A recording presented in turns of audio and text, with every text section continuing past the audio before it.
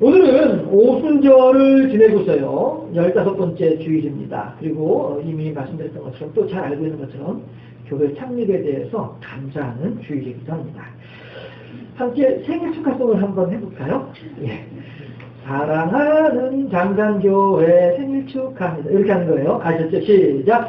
생일 축하합니다. 생일 축하합니다. 사랑하는 장산교회 생일 축하합니다. 불 꺼야죠. 예, 여기 K가 있어요. 지금 3단 K 있어요. 예, 이 3단 K 옮겨오느라고 얼마나 고생 많이 했는지 몰라요. 예. 그래요. 하나님께서도 요한복음 16장에서 말씀하시기를 뭐라고 하시냐면은 여자가 해산하게 되면 그때가 이르렀으므로 근심하나 아기를 낳으면 세상에 사람 난 기쁨으로 말미암아 그 고통을 다 기억하지 아니하느니라. 이렇게 말씀을 하고 계세요. 이게 뭐예요?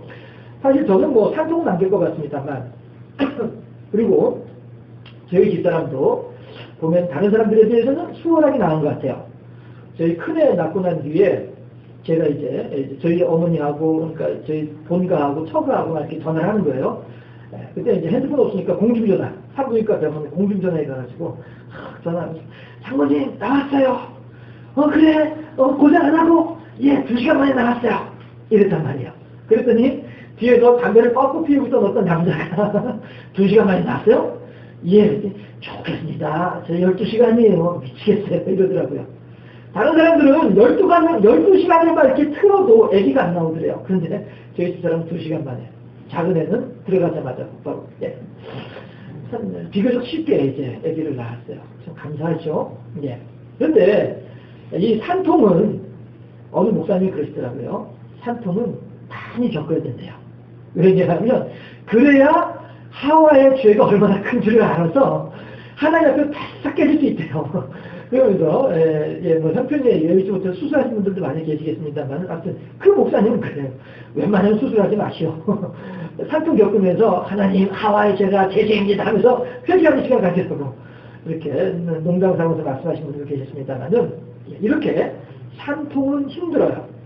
힘듦에도 불구하고 사람들은 이 세상에 사람난 기쁨으로 인하여서 새로운 생명이 태어났다 해서 그것으로 인하여서 지금까지 겪었던 모든 산통을 다 잊어버리고 다시 기억하지 아니하느니라. 오직 어이구 내 새끼 이러면서 기뻐하고 즐거워한다라고 하는 것입니다. 왜 그렇습니까? 어째서 사람들이 이 세상에 사람난 것으로 인하여서 기뻐하는데 그 생사의 기로를 오갈 정도로 고통스러웠던 그 고통까지도 다시 기억하지 아니할 정도로 세상에 사람난 것으로 인하여서 그렇게 기뻐하는 이유가 대체 무엇이겠느냐 하는 것입니다. 여기에는요 아주 오묘한 이 세상을 창조하시고 사람을 지으신 신묘막측한 하나님의 섭리가 들어있다는 것이죠. 그게 뭡니까? 하나님께서 우리들을 향하여서 무조건 사랑해 주시잖아요. 그렇죠? 우리 부모된 자들도 부모된 신령 또한 마찬가지로 자녀들을 향하여서 그가 예쁘든 못생겼든 그가 어떠한 상태이든지 간에 무조건 좋아한다는 거예요. 무조건 사랑한다는 거예요. 이게 어디서 온 마음이에요? 하나님께서 주신 마음이라 하는 거죠. 하나님께서는요 그렇게 우리들의 사정이 어떠하고 우리들의 형편이 어떠하에 따라서 우리들을 향한 마음이 달라진 하나님이 결코 아니라 언제든지 우리들을 아이고 내 새끼 라고 사랑하는 것처럼 하나님께서 그렇게 우리들을 무조건적으로 사랑하여 주신 줄로 믿습니다. 어떻게 할 수 있다고요? 부모가 자식을 보면서 사랑하니까 이것이죠. 그런데 이건 부모의 입장이고요. 이 아이가 점점 자라납니다. 자라나서 요즘에는 미운 몇 살이라고 한다고요? 요즘에는 미운 5살이라고 안 한대요. 미운 3살이라고 한대요. 예. 이만큼 애들이 빨라졌어요. 그렇죠? 예. 유치원 다니면서 지들끼리 삼각관계 형성해가지고 질투하고 막 시기하면서 막 싸우고 너랑 안 만나 헤어져 막 이러고 선물 다 내놔. 유치원생들도 그런데요. 그 이야기를 제가 언제 들었냐 하면은 아마 한 10년쯤 전에 있지 않았을까 싶은데요. 유치원 선생님이 했던 얘기니까. 10년 전에 유치원생들도 삼각관계 해가지고 너 나 좋아하지? 너 쟤 좋아하면 안 돼? 막 이러면서 선물 주고받고 이런데요. 애들 참 빨라졌어요. 그렇죠? 이 아이들이 자라나요. 이 아이들이 성장하면서 점점 자기의 생각을 이야기를 하고 자기의 주장을 이야기를 하면서 이른바 고집을 키우면서 부모의 속을 싹싹 이제 긁기 시작하죠.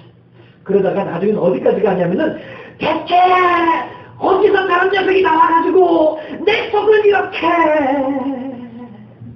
하는 때가 있잖아요. 그렇잖아요. 당신 닮았어. 제가 저렇게 행동하는 건 당신 때문이야. 서로 간에 부부싸움 나온 말이죠. 그러다가도 불구하고 아이가 생일이 됐으면 어떻게 해요? 또 다시 이리 오너라 해가지고 또 케이크 갖다 놓고 또 생일 축하합니다. 잘 살아. 말 잘 들어. 사랑한다. 왜 그래요? 이게 부모 마음이잖아요. 그렇잖아요. 자, 그러나 정작 그 생일이 정작 기쁜 날이 되고 그 생일이 정작 즐거운 날이 되고 그 생일이 정작 소망의 날이 되기 위해서는 그 자식이 어떤 모습으로 자라나야겠냐라고 하는 거예요. 갓 태어났을 때에는 모든 찬통을 잃어버릴 만큼 사랑했던 아이이지만은 이 아이가 10살이 되고 15살이 되고 17살이 되면서 사춘기 반항이라고 하는 거 알죠. 부모의 속을 긁으면서 박박 아주 그 애들이 그 집요하게 부모의 속을 썩이려고 하면은요 또 이게 보통이 아니거든요. 그래서 제가 알고 있는 누구는 그랬다 하잖아요. 이 아들 녀석인데 중학교 2학년이 되니까 엄마가 때리려고 하는데 손목을 붙잡더래요. 뭐지 이기지 못하겠더래요. 아들아이를. 그래가지고 약에 오르고 속이 상하고 해가지고 너도 이 녀석아 커가지고 꼭 너 같은 아들 한번 낳아봐라 이랬대요. 그랬더니 그 녀석이 그때 뭐라고 하냐면은 미쳤어? 그러더래요. 근데 그 녀석이 얼마 전에 아들을 낳았어요. 그 미쳤어 하던 녀석이 얼마 전에 아들을 낳았어요. 그 아들 녀석이 어떻게 자라날지 설마니 지혜비 닮진 않겠죠? 네? 소망사업이라도 지혜비 닮지 않았으면 좋겠어요. 예, 아무튼 시간에 이렇게 내가 어떻게 자라나느냐에 따라서 내 생일이 기쁜 날이 되고 즐거운 날이 되고 희망의 날이 될 수 있다는 것이죠. 그러나 그 아이가 자라나면서 어떻게 자라나느냐에 따라서 도리어 그 생일은 슬픈 날이 되고 그 생일은 어두운 날이 될 수 있다는 것입니다. 그러니까 어떤 분들은 부부싸움하면서 그러잖아요. 당신 어머니도 당신 같은 사람 낳아놓고서 기분 좋다고 미역국 먹었겠지? 이게 뭐예요? 그만큼 그 삶이 어떠하다라고 하는 것을 얘기하고 있는 것이죠. 예. 사람이 내 생일이 언제든지 기쁜 날이 되고 내 생일이 언제든지 즐거운 날이 되기 위해서는 어떻게 해야 할 것인가 하는 것입니다. 지금은 이제 돌아가셨습니다만은 돌아가신 분이 실명 얘기하는 건 어떨지 모르겠습니다만은 이미 널리 알려져 있는 얘기니까 당신도 그렇게 다 이렇게 얘기하고 했던 부분이니까 얘기를 하자면 그 박영문 장로라고 하는 분 계셨었잖아요. 곡성 다니엘 기도원의 원장으로 계시던 분, 천국과 지옥 간증하시는 분. 그분이 그런 말씀하셨잖아요. 당신 예수 믿기 전에는 동네 사람들이 당신을 뭐라고 불렀냐면은 저기 전라도 사투리로 전라도 분이니까 은재라고 했잖아요. 은재. 은재가 뭐예요? 아이고 저 인간 언제나 술꾼을 내나, 아이고 저 인간 언제나 정신 차리려나, 아이고 저 인간 언제나 사람 노릇하려나, 이래가지고 은재라고 했잖아요. 은재. 그만큼 힘들게 살고 여러 사람들을 어렵게 하던 분이 그 양반이었다라고 하는 것이죠. 적어도 인간 박영문이라는 사람이 하나님을 믿는 예수 믿는 박영문으로 되기 이전에 그의 삶은 어두운 삶이고 힘든 삶이었고 옆에 있는 사람들을 어렵게 만드는 삶이었다고 하는 것이죠. 도리어 그 사람은 태어나지 않았으면 좋았을 것도 했던 유효한 삶을 살았던 사람이었다고 하는 것입니다. 그런 사람이라고 한다면 결코 생일이 기쁜 날이 안 될 수 없겠죠. 그런 사람이라고 한다면 결코 생일이 즐거운 날이 될 수가 없을 것입니다. 그런데 그 박영문 장로라고 하는 양반이 하루는 이렇게 술이 이렇게 돼가지고 처갓집에 가가지고 애들 데리고 도망가 있는 마누라, 이른바 도망가 있는 마누라 가서 칼로 하고 또 그 마누라를 돌봐주고 보살펴주고 있는 처갓집 식구들까지 다 그냥 칼로 이렇게 사격을 하고 가슴에다가 칼을 꽂고 있으면서 기차 시간이 아직 남아있으니까 집에서 술을 마신 거예요. 혼자서. 술을 마시다 보니까 그 술이 취해가지고서 뒤로 쓰러졌는데 곧바로 그게 입신이 돼가지고 하나님을 만나고 천국을 갔다 오고 지옥을 갔다 오고 해가지고 은재 박영문이 집사 박영문이 장로 박영문이 기도원의 원장 박영문으로 그렇게 바뀌더라라고 하는 것입니다. 은재였던 인생이 하나님의 은혜 가운데서 이렇게 복된 삶으로 변하더라. 우리들은 과연 그런 삶은 어떨까요? 만약에 오늘 우리들의 삶의 자리를 하나님께서 보신다고 한다면 우리들을 향하여서 무엇이라고 평가하시겠습니까? 아이고 은재 누구야? 아이고 은재 누구야? 은재 누구야? 이러실까요? 아니면 아이고 귀하다. 내 아들 귀하다. 내 딸 누구야? 이러실까요? 우리도 스스로가 한번 우리의 삶의 자리를 한번 돌아보시면 어떨까 하는 것입니다. 오늘 설교 제목을 생일에 듣는 말씀이라고 했습니다만은 물론 이제 제가 여러분들한테 드리는 얘기는 절대 아닙니다. 마치 생일 잔치를 위해서 다 집안 어른들이 모이면 제일 우더러니 덕담 한마디씩 이렇게 하시잖아요. 그렇죠? 오늘 선포되는 말씀을 통해서 본문과 선포된 말씀을 통해서 성령의 교통하심을 따라서 여러분들 각자에게 주시는 하나님의 음성을 들으시면서 그래요. 이 생일날, 이 교회의 생일날 하나님께서 우리 교회에게 또한 하나님께서 이 자리에 앉아있는 저와 여러분들 우리들 각자에게 무슨 말씀을 하시는지 생일에 듣는 말씀 하나님의 음성을 듣는 그리고 그 음성을 따라서 새롭게 결단하고 새롭게 변화되어지므로 하나님을 더욱더 기쁘시게 할 수 있는 복된 우리의 삶, 우리의 교회가 되어질 수 있기를 주님의 이름으로 축원합니다.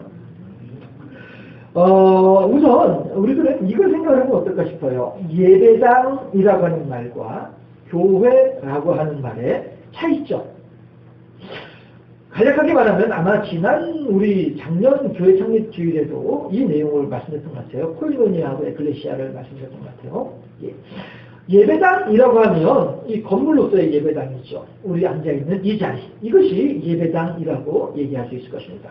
그러면 교회는 무엇이겠습니까? 이 건물에 앉아있는 여러분들의 교회예요. 이 건물 안에 지금 계시는 여러분들이 교회입니다. 해서 여러분들 심령 한 사람 한 사람의 심령이 다 교회이고요. 여러분들이 모여있는 이 모임이 교회예요. 예배당이라고 한다면 건물을 얘기하는 것이고요. 예배당이라고 한다면 어떤 장소를 말하는 것이고 예배당이라고 하면 어떤 공간을 이야기하는 거예요. 그러나 교회라고 한다면 보이지 아니하는 그러나 분명히 함께 하시는 하나님의 임재의 증거가 넘쳐난 그곳이 바로 이 교회란 말씀이죠. 하나님을 향한 순종이 있는 곳이 교회고요. 하나님을 향한 찬양이 있는 곳이 교회입니다. 하나님을 향한 영광이 있는 곳이 교회이고요. 하나님의 이름을 부르는 바로 거기가 교회이다라고 하는 것입니다. 그렇다면 예배당과 교회가 따로 떨어져서 따로 떼어서 생각할 수 있느냐? 아니죠. 예배당과 교회는 하나입니다. 심지어는 내가 우리 집에 있다 할지라도 이 예배당 건물에 앉아있는 것이 아니라 저 멀리 집에 앉아있다 할지라도 심지어는 대구에서 오신 분도 계십니다. 대구에 있다 할지라도 내가 이곳이 나의 교회고 이 예배당이 나의 예배당이라다라고 하는 어떤 그런 생각을 가지고 있다고 한다면 내가 멀리 떨어져 있다 할지라도 그곳에서도 이 예배당과 나 교회는 하나로 되어져 있는 거예요. 심정적으로 하나로 엮여져 있는 것이고 하나님의 은혜와 능력 가운데 하나로 엮여져 있는 것입니다. 이게 교통이거든요. 이것이 교제고 이것이 교통이란 말이죠. 늘 이제 같이 붙어있어가지고 아등바등 해야만이 교통이고 교제가 아니라 멀리 떨어져 있다 할지라도 서로 간에 한 하나님을 부르는 그 모임 가운데 있다고 한다면 이것이 교통이 된다는 것이죠. 마치 하나님과 예수님을 따로 떼어서 생각할 수 없는 것처럼 그리고 우리들의 몸과 우리들의 마음을 따로 떼어서 생각할 수 없는 것처럼 예배당과 교회 또한 따로 떼어서 생각할 수 없는 그러한 불과 분의 관계이다라고 하는 것입니다. 다만 예배당의 역할이 있고요. 교회의 기능이 있죠. 말씀드렸던 것처럼 예배당의 역할이라는 것은 뭐예요? 비바람 막아주면서 우리가 쾌적한 환경 속에서 예배드릴 수 있는 울타리가 되어주는 이 공간. 우리들 하여금 오직 다른 데 집중해서 신경 쓰지 아니하고 하나님만을 바라볼 수 있는 공간. 이것이 예배당이죠. 사실 아니할 말로 지금 이 벽이 없다고 하면 저 주변에 왔다 갔다 하는 사람들이 다 볼 것이고 또 여러분들도 지금은 저만 바라보고 계시지만은 왔다 갔다 이렇게 사람들 만약에 벽이 울타리가 없다고 한다면 지나가는 사람 타보면서 잘 지내지? 그래 많이 바쁜 것 같아? 얼마나 산만하겠어요. 근데 울타리가 딱 있다 보니까 서로 집중하게 하고 울타리가 딱 있다 보니까 하나님만을 바라보게 하는 이런 기능을 하는 것이 예배당이라는 것이죠. 그러면 교회의 역할은 무엇이냐? 이미 말씀드렸어요. 하나님의 이름을 부르면서 하나님을 찬양하면서 하나님께 영광 돌려드리는 이것이 교회이다라고 하는 것이죠. 그럼 예배당과 교회가 무엇이냐? 오직 하나님을 영화롭게 하며 하나님을 기쁘시게 하며 하나님 뜻을 이루어드린다라고 하는 데 있어서는 역할과 기능은 다를지 몰라도 목적은 하나란 말이에요. 예수님과 하나님께서 목적은 하나였던 것처럼 우리들의 몸과 마음이 목적은 하나인 것처럼 교회와 예배당 또한 목적은 하나이다라고 하는 것입니다. 우리가 편의상 다르게 표현을 하고 다르게 이름을 부르지만 결국엔 하나이다라고 하는 것이죠. 마찬가지로 우리들도 마찬가지로 이렇게 우리들의 삶이 하나님과 연결되어져 있는 우리들의 삶이 내 마음대로 은재 박영문처럼 말이죠. 내 뜻대로 내 욕심대로 몸은 예배당에 앉아있으면서도 불구하고 마음은 하나님을 향하여서 교회로 세워져 있지 못하고 몸은 예배당에 앉아있음에도 불구하고 마음은 저쪽 다른 곳에 가 있는 이러한 사람이라고 한다면 이 사람은 일어날 수 없는 일을 억지로 시행하고 있는 하나님의 뜻을 거스르는 사람들이다라고 하는 것입니다. 하나님은 우리들을 언제든지 불러주셔서 우리들로 하여금 언제든지 하나님을 찬양하는 거룩한 누리가 되기를 원하시는 분이 하나님이심에도 불구하고 우리들은 하나님의 부르심을 받아서 이 예배당에 앉아있음에도 불구하고 이 마음은 예배당이 아닌 즉 마음은 교회가 아닌 엉뚱하게 다른 곳에 가 있다고 한다면 이것이야말로 범죄이다라고 하는 것입니다. 그리고 그런 사람은 신령과 진정한 예배를 드린 사람이라고는 할 수 없겠죠. 비록 예배당에 앉아있을지라도 비록 모든 예배 수저를 다 같이 동참하고 있다 할지라도 그럼에도 불구하고 그 사람은 살아있는 예배, 신령과 진정의 예배를 드리는 교회로는 세워지지 아직은 못한 사람이다라고 하는 것입니다. 그래서 한다면 결국 우리들의 삶이 예배당에 있든 예배당 바깥에 있든 언제든지 예배당과 하나가 되어지는 교통하는 교회로 세워져야 할 터인데 그렇지 않다면 우리들의 삶이 교회 바깥에서의 삶이 월요일부터 토요일까지의 삶이 또한 하나님 뜻에 합당한 삶을 살아야 될 것이다 라고 하는 거죠. 하나님과 연합되어져 있는 하나님과 교통하는 삶을 살아야만 할 것이다 라고 하는 것입니다.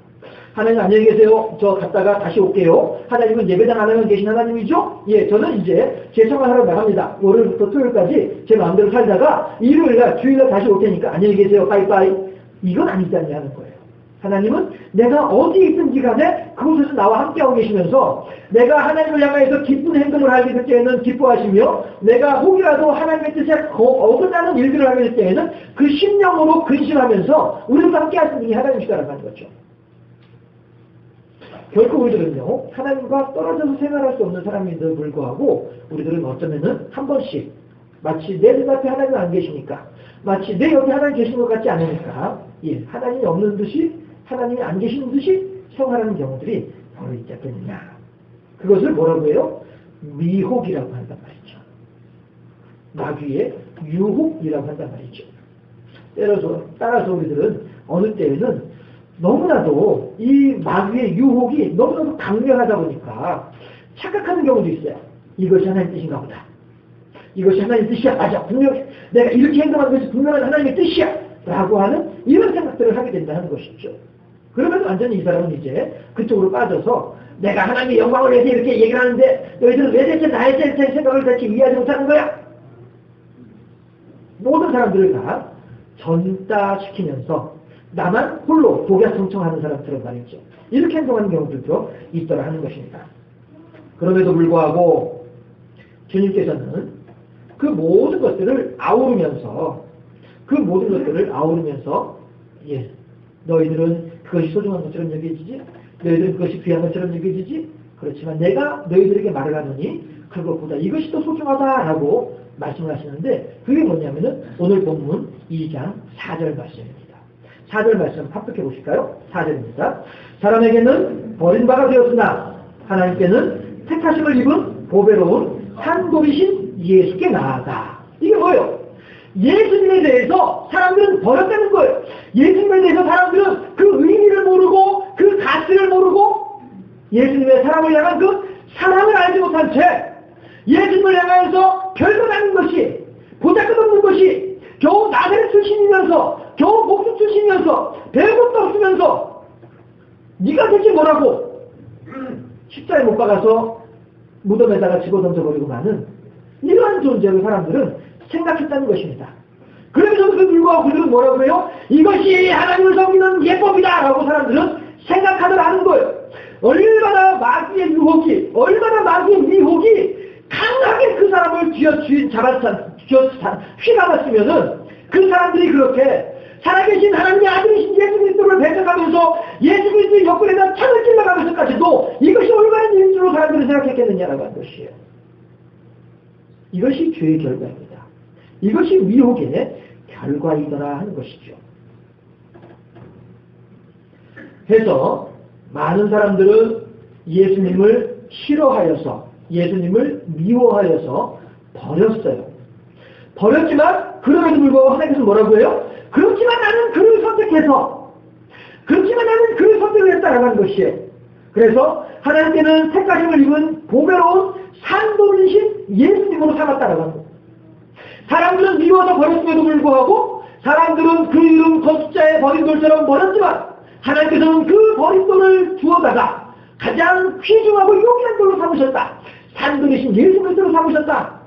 우리 또한 마찬가지로 흉년의 어리석은 자들처럼 예수님을 십자가의 흑박으로 소리 질렀던 그 사람들처럼 우리 또한 그렇게 미혹의 자리에 들어갈 것이냐, 우리 또한 그렇게 어리석은 자의 자리에 들어갈 것이냐. 우리들이 그런 삶을 산다고 한다면, 우리 교회가 그런 세상의 미혹 가운데 빠져 살아간다고 한다면 우리 교회는 결코 생일을 맞아서 기뻐할 만한 자격이 없는 교회가 아니겠느냐 하는 것이죠. 그렇지 않겠습니까? 많은 사람들은 하잘 것 없는 것으로 여기고 많은 사람들은 하찮은 것으로 여겼음에도 불구하고 하나님께서는 그것의 귀한 의미와 가치를 알고 계시던 것처럼 우리들도 마찬가지로 우리들의 욕심에 젖어가지고 우리들의 육신의 정욕에 젖어가지고 우리들의 이성의 자랑에 젖어가지고 하나님의 귀한 것을 여기지 못하는 어리석은 가운데 빠질 것이 아니라 미만 가운데서 헤맬 것이 아니라 하나님이 허락하시는 지혜로 말미암아 하나님의 선하시고 온전한 뜻이 무엇인지를 깨달아 알므로 말미암아 그 귀한 것을 우리들도 귀한 것으로 여길 줄 알게 될 때에 그럴 때 비로소 그 사람이라고 그의 이 삶은 축하할 만한 삶이 될 것이고 그의 삶은 의미 있는 삶이 될 것이고 그의 삶은 보람 있는 삶이 될 것이다. 우리는 지금 어디를 향하여 가고 있습니까? 우리들의 삶은 지금 누구를 향하여 가고 있고 무엇을 향하여 살아가고 있습니까? 다른 많은 것들이 우리들 앞에 가능성이 있고 많은 길들이 열려져 있음에도 불구하고 오직 하나님을 따라가는 길, 오직 하나님의 뜻을 순종하는 길, 이 길이야말로 참으로 복되고 아름다운 길이요 지혜로운 길이요 우리들의 인생을 의미 있게 하는 삶이다. 우리들의 생일을 더욱더 기쁜 날로 만들어주는 길이다라고 하는 사실입니다. 오직 하나님의 뜻을 따라가기를 기뻐하고 즐거워하는 우리 모두가 되어주시기를 바랍니다. 그렇게 할 때에 하나님께서는 뭐라고 해요? 그렇게 산돌이신 예수 그리스도를 산돌로 귀하게 의미와 가치를 인정하게 될 때에 그 성숙한 신앙인을 향하여서 하나님께서는 무엇을 요구하시느냐면은 5절 말씀이에요. 함께 5절 말씀 합독합니다. 너희도 산돌같이 신령한 집으로 세워지고 예수 그리스도로 말미암아 하나님이 기쁘게 받으실 신령한 제사를 드릴 거룩한 제사장이 될지니라. 아멘. 하나님께서 우리들에게 말씀하십니다. 하나님께서 우리 교회에게 말씀하십니다. 하나님께서 우리 예배당을 향해서 말씀하십니다. 세상의 험한 길로 따라갈 것이 아니라 나의 뜻이 어디인지 깨달아 알아서 그 뜻 안에서 거룩한 산 집이 되고 신령한 집이 되어지고 거룩한 제사장이 되라고 우리들에게 요구하고 있더라라고 하는 것입니다. 그러면 신령한 집이라고 하는 것은 뭡니까? 아까 예배당에서 설명드렸었죠? 하나님의 은혜 가운데에서 오직 그 예수 그리스도의 것으로 부름받아서 서로가 사랑하고 화합하는 가운데 하나님 안에 집중할 수 있는 그곳이야말로 신령한 집이다라고 하는 것입니다. 이 세상에 어떠한 사특한 것들도 감히 끼어들지 못하는 범접할 수 없는 하나님의 두루두는 화영검으로 지켜주고 계시는 그러한 신령한 집. 우리들의 심령이, 우리들의 예배당이, 우리들의 교회가 그렇게 하나님의 신령한 집으로 세워져나겠다라고 하는 것입니다. 세상에 어떠한 것들도 감히 더 범접하지 못할 정도로 위엄이 있고 사랑이 있고 능력이 풍성한 그런 신령한 집으로 우리들이 세워져나겠다라고 하는 것입니다. 또한 거룩한 제사장이라고 하면 뭡니까? 제사장이라고 하는 일은 시도 때도 없는 것이 제사장의 일이죠. 왜 그렇습니까? 하다못해 율법에 의하면 한 사람이 숨이 꼴딱꼴딱 넘어가려고 하다가도 30년 전에 지은 죄가 기억이 나게 되면은 숨 넘어가는 걸 멈추고 제사장한테 와가지고 양 한 마리를 가지고 와서 그 다치고 그 죄를 대속을 하고 그때 제사장이 일어나서 그걸 해줘야만이 그 사람의 죄가 속해지니까요. 없어지니까요. 그리고 다시 침상 가서 숨이 넘어가야만이 그래야 구원받는 것. 이게 율법의 정신이란 말씀이에요. 따라서 제사장 또한 언제든지 내 삶을 주장하는 것이 아니라 모든 사람들을 위해서 내 생활을 내려놓고 백성들의 삶에 맞추어서 백성들이 언제든지 찾아오면 언제든지 환영하고 받아들이고 수용하고 용납할 수 있는 이러한 마음을 가진 사람이 제사장이라고 하는 것이죠. 또한 그 제사장은 오직 하나님만을 바라보면서 하나님께서 원하시는 바가 무엇인지를 알고 하나님께 예배드리는 예법이 무엇인지를 알아서 그에 맞추어 사는 삶, 거기에 맞춘 삶을 살아가는 사람이 이 사람이 제사장이란 말이에요. 결국 이 하나님께서는 우리들을 향하여서 우리 교회를 향하여서 우리 예배당을 향하여서 무엇으로 말씀하시냐 하면 너희들야말로 이 시대를 위한 제사장으로 쓰여져야 한다고 하는 거예요. 너희들야말로 너희들의 욕심을 위해서 살아가는 삶이 아니라 너희들야말로 이 세상 가운데 어떤 명예를 위해서 살아가는 것이 아니라 이 세상을 살아가는 가운데 너의 뜻을 만들어가기 위해서 살아가는 것이 결코 아니라 도리어 너의 것을 내려놓고 백성들을 위한 삶을 살아간다고 하는 것이죠. 너의 것을 내려놓고 하나님만을 바라보는 삶을 살아간다는 것입니다. 제사장이라고 하는 이렇게 이중의 관계를 가지는 사람이 제사장이란 말이에요. 이 역할을 제대로 할 때 이 사람은 하나님으로부터 차가운 충성면역이라고 칭찬을 들을 수가 있지. 이 두 가지 역할 가운데 어느 걸 한 가지를 소홀한다고 한다면 이 사람은 온전한 종이 아니란 말씀이에요. 목사는 그런가요? 직분자들만 그런가요? 아니요. 이 자리에 앉아 계신 여러분들 모두가 그렇다고 하는 것입니다. 우리 모두가 다 그렇게 나의 삶을 하나님을 향하여서 내려놓고 나의 삶을 이웃 사람들을 향하여서 베풀어주는 삶을 살아가겠다라고 하는 것입니다. 아이고 목사님 어떻게 그걸 하라고 그래요? 그럼 내가 아까 그걸 어떻게 내가 그 일을 감당하라고 해요? 하나님께서는 우리들이 할 수 있는 만큼 허락하신 하나님 아니겠어요? 우리들이 할 수 있는 만큼만 하라고 하신 분이시잖아요. 다만 우리들이 뜻이 있는 곳에 길이 있다라고 하는 말도 있는 것처럼 예수님께서 말씀하시기를 너희들의 보물이 있는 곳에 너희 마음이 있다라고 하는 것처럼 우리가 어디에 가치를 두고 있느냐 하는 거예요. 아유 내가 그걸 어떻게 하라고 그래요? 이 사람은 아직 내 삶을 온전하게 하나님께 드리기에 아직은 부족한 사람이기 때문에 그래요. 나의 귀중한 것이 하나님 뜻을 이루어드리는 삶보다는 나의 귀중한 것이 저희 통장에 저희가 동그라미 올라가는 것에 더 가치를 두고 의미를 두고 재미를 두는 사람들은 그런 사람들을 한다면은 아이 목사님 그걸 어떻게 해요? 라고 얘기하는 사람들이 될 것이다 라고 하는 것입니다. 그렇지만 내 심령 속에 역사하신 하나님의 음성을 따라서 알겠습니다. 하나님 제가 하나님께 순종하겠습니다. 고백한 사람이라고 한다면 비록 이 세상을 살아가는 가운데 나의 것은 조금씩 없어질는지 몰라도 하나님의 신령한 것은 더욱더 풍성해지는 그런 삶을 살게 되지 않겠느냐 하는 것입니다. 여러분 하나님께 순종하기를 내 계획을 실천하기보다 더 즐겨하던 제사장들처럼 우리 또한 그렇게 예수 그리스도의 것으로 충만하게 채워주시는 하나님의 은혜를 의지해서 내 것을 양보하면서 내 것을 내려놓으면서 하나님의 것을 채우고 백성들을 향하여 안 믿는 불쌍한 영혼들을 향하여서 베풀어 줄 줄 아는 이러한 하나님을 향하여 순종하는 우리 모두의 삶이 되어질 수 있기를 바랍니다. 건물에 만족하고 안주하지 말고 어찌하든지 한 영혼이라도 더 많은 이들이 하나님의 구원의 은총에 동참하는 구령의 역사, 영혼 구원의 역사가 풍성한 우리 교회가 되도록 하자라고 한 것입니다. 그것이 우리 장산교회를 이 땅에 있게 하시고 또한 우리 여러 성도들로 하여금 이 장산교회 울타리 안에서 영의 양식을 먹는 존재로 세우신 목적이 거기에 있다라고 오늘 2장 4절 5절에서 하나님께서 말씀하신다는 것입니다. 물론 지금까지 지내온 것 주님의 크신 은혜입니다. 나의 나된 것 또한 오직 주님의 은혜이기도 합니다. 또한 미스바와 센 사이에 돌을 세우고 에베네셀이라 부르면서 주께서 우리들을 여기까지 도우셨다라고 사무엘 선지자는 에베네셀의 하나님을 찬양하기도 했습니다. 우리를 그의 아들의 나라로 옮겨주신 하나님께서 골로새 1장 6절을 말씀해서 우리를 흑암의 권세에서 건져내사 그의 사랑의 아들의 나라로 옮겨주셨으니 라고 하는 말씀처럼 우리들을 하나님께서는 우리들을 예수 그리스도의 것으로 예수 그리스도의 나라로 이미 옮겨주셨으니까 참으로 하나님께서 우리들을 선택하여 주셨다고 하는 이 사실을 깊이 깨달아 알아서 신령한 집으로 거룩한 제사장으로 세워지라고 하시는 하나님의 명령에 온전히 순종하는 하나님의 사랑을 실천하는 장산교회, 하나님의 영광을 드러내는 우리 모든 장산교우들이 될 수 있기를 주님의 이름으로 축원합니다. 기도하겠습니다.